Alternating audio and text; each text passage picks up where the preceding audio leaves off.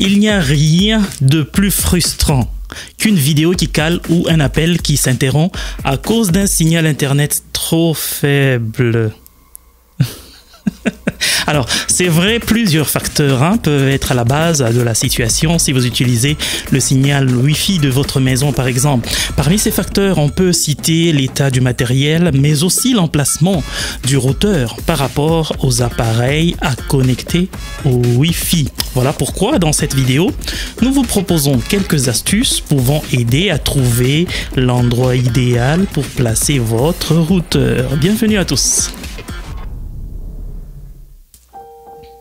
Avant d'attaquer la question, je me suis proposé de souligner la différence entre routeur et modem de manière laconique.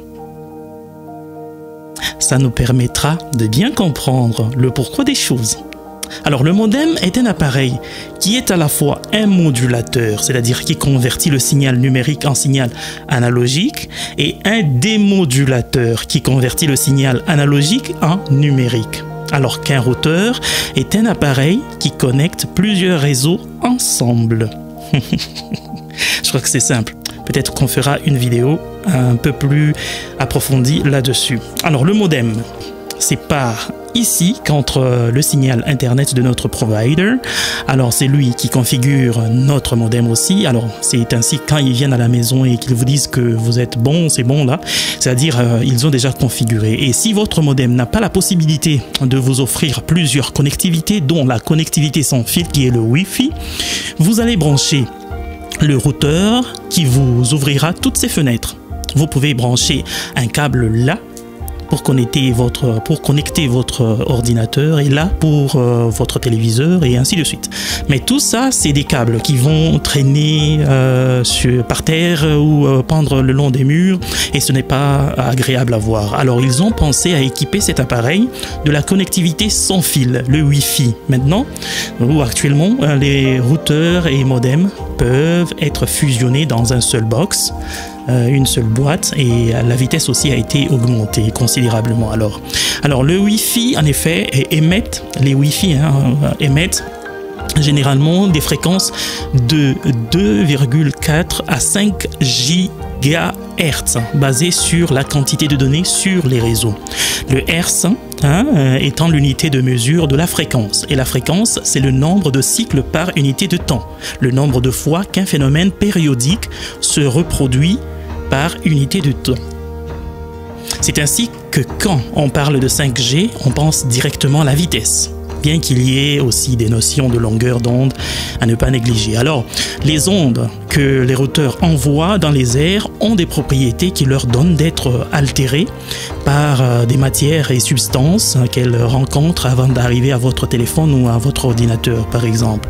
Alors, nous n'allons pas parler de ces propriétés, mais de manière plus pragmatique, des obstacles à éviter pour avoir un signal proche du signal optimal.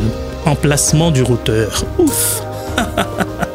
Je suis fatigué. Ok, je prends un peu d'eau. Ça va vite tout ça. Ça va vite tout ça.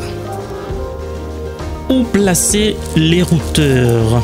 Ou le routeur? On y est. Alors, placez le routeur dans un emplacement central. Les routeurs envoient des signaux dans toutes les directions. Donc, en les plaçant dans un emplacement central, vous éliminez la distance par rapport à tout appareil donné dans votre maison et pouvez donc obtenir une meilleure connexion. Si vous le placez dans un coin, tout ce que vous faites, c'est d'envoyer une partie de votre connexion à une zone de votre maison et l'autre partie à l'extérieur, chez le voisin.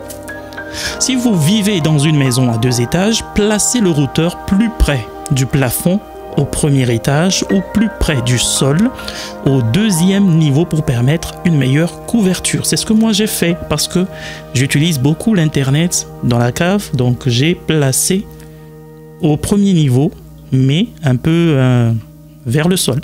Donc voilà. 2. Ne placez pas votre routeur à proximité d'un four à micro-ondes ou d'autres équipements électroniques, étant donné que les éléments tels que les fours à micro-ondes, les téléphones sans fil, les casques Bluetooth, les moniteurs LCD et certains moniteurs pour bébé par exemple fonctionnent sur la bande 2,5 GHz. tout comme votre routeur. Ils vont interférer avec le Wi-Fi. Éloignez le routeur aussi loin que possible de ces appareils.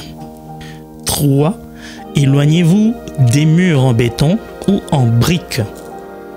Chaque fois que votre routeur et votre appareil doivent communiquer et qu'il y a un mur porteur entre eux, il y a de fortes chances que le signal soit faible. Un répéteur Wi-Fi ou un réseau maillé peut vous aider à contourner ce problème. Nous en parlerons un peu plus tard. Pas dans cette vidéo, mais dans une autre. Alors, placez votre routeur sur une étagère haute. La plupart des routeurs envoient le signal vers le bas. Là, c'était 4, maintenant c'est 5. Ajustez l'angle des antennes. Si vous avez plusieurs antennes, réglez-les pour qu'elles ne soient pas toutes dans la même direction. Essayez de les positionner dans un mélange de positions horizontales et verticales. Si vous vivez dans une maison à 2 étages, orientez les antennes parallèlement au sol. Parfois, les antennes sont à l'intérieur du routeur. Il vous suffit donc de faire pivoter le routeur pour accomplir la même chose. 6. Évitez l'eau. Vous avez un aquarium comme moi, alors les signaux sont malmenés par l'eau. Alors n'essayez pas de cacher votre routeur derrière tous ces beaux poissons. Gardez l'orientation intacte. Utilisez l'orientation pour laquelle le routeur est conçu. S'il est destiné à être assis horizontalement, ne le placez pas verticalement et vice-versa. 8. Faites attention aux fenêtres. Bien que les fenêtres ne fassent pas grand-chose pour entraver votre connexion Wi-Fi, elles ouvrent votre signal aux voisins, ce qui ne fait que bloquer davantage la bande 2.5 GHz.